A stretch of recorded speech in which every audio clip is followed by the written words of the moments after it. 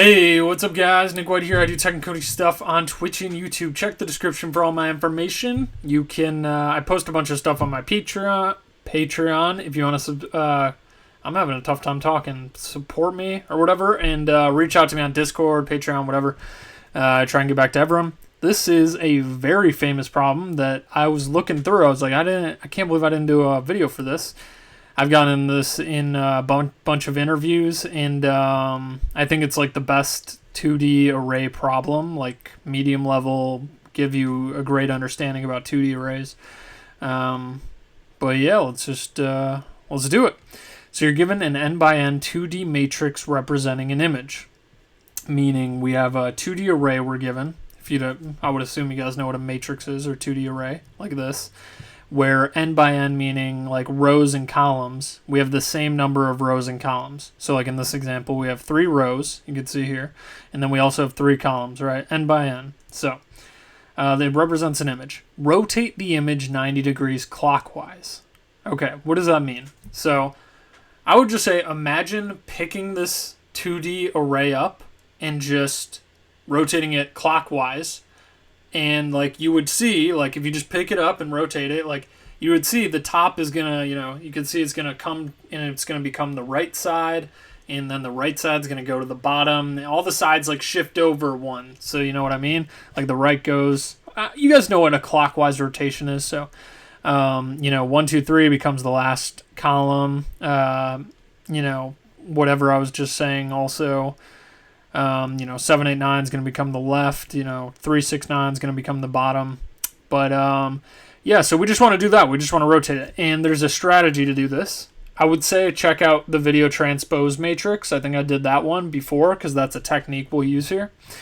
One more thing to note is before we do this, you have to rotate an image in place, which means you have to modify the input 2D array directly.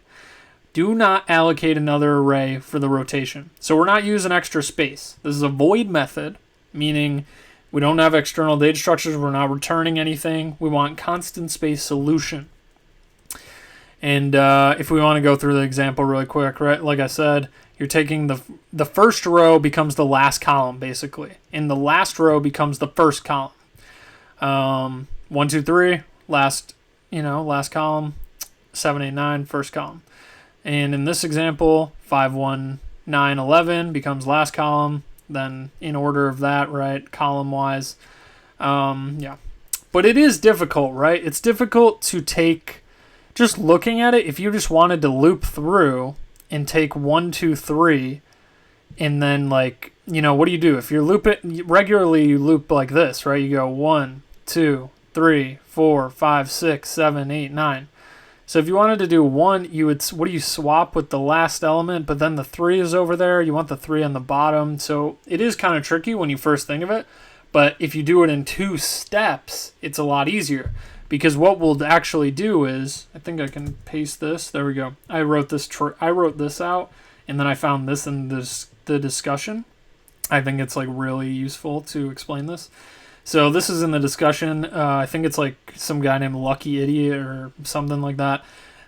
So shout out to you, Lucky Idiot. But the idea is to transpose the matrix. Check out another video where I explain this. But basically what you're doing is you're looping through. And you can see what's happening is you're swapping. The diagonals stay the same. But you're doing a like symmetrical swap on the diagonals pretty much. So you see 2 and 4 here become 4 and 2. 3 and 7 get swapped to 7 and 3.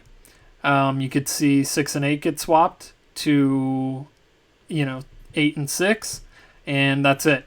And then once you have that, basically what this is doing is it's taking the rows and turning them into columns. It's not making the first row the last column, which is what we want, but it's making the first row the first column, second row second column, third row third column.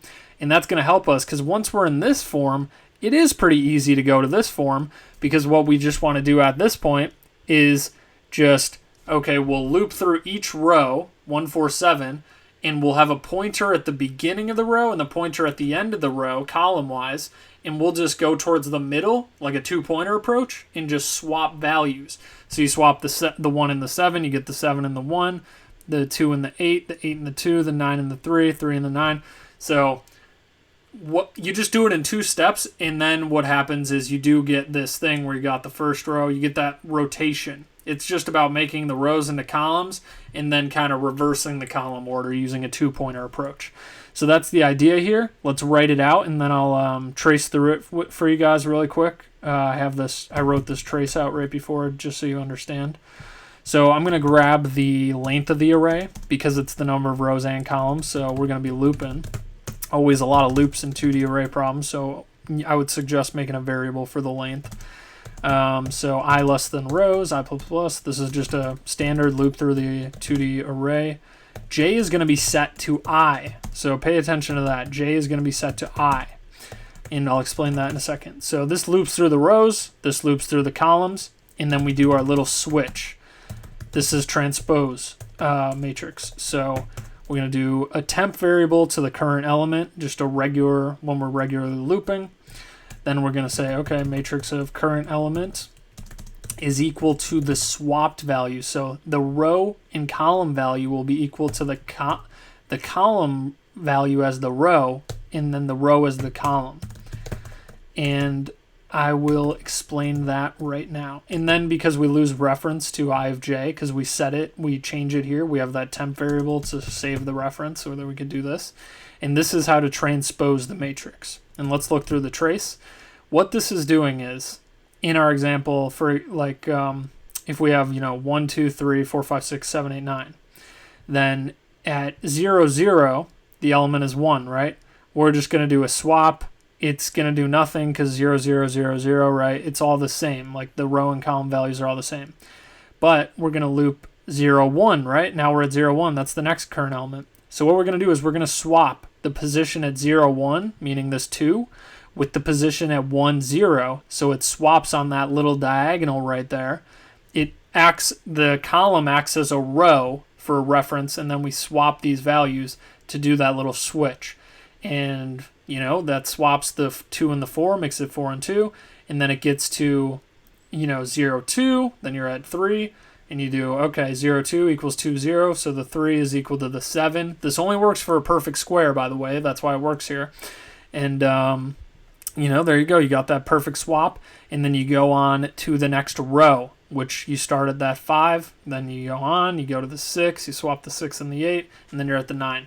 So you set the j to I because you want to move along with the rows as you do this. And that's pretty much it. I think it's pretty self-explanatory at that point. Then we just want to do that 2-pointer approach I was talking about. The rows we're still going to loop through casually, right? Like I was showing you here.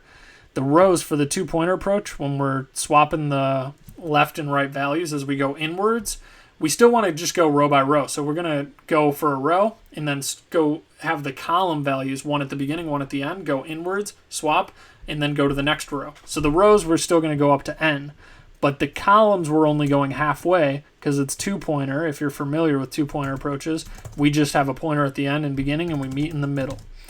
So we have j is less than n divided by 2, which is the middle. And then we just set a temp to the current element, matrix I of j. We say matrix I of j, current element, is equal to the ending column. So the beginning column values, the first pointer, is equal to the second pointer, which is starting from the end. So we do the length minus 1 to get the valid index, minus j, the position. And this will be the same distance from the beginning to the same distance from the end, these pointers, as they go towards the middle.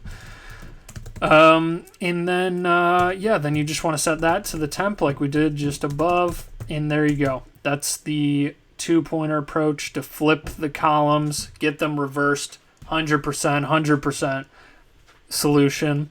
It's linear in regards to the number of elements in the 2D array. So some people say O of n for n elements in the 2D array, or O of m times n for a number of rows times columns. But these are not nested, they're separate, and we're not using data structures. So I call this a linear solution, constant time, linear in regards to number of elements in the array. But I love this problem. I think, understanding this is, really important. Maybe watch the transpose matrix if you're having trouble. And also you want to know, it incorporates a lot of methods like 2-pointer, swaps, and transposition. So that's it for this video. I thank you guys for watching. I appreciate every single one of you, and I am gonna go and do some more problems right now. So I'll see you in the next video. All right, see ya.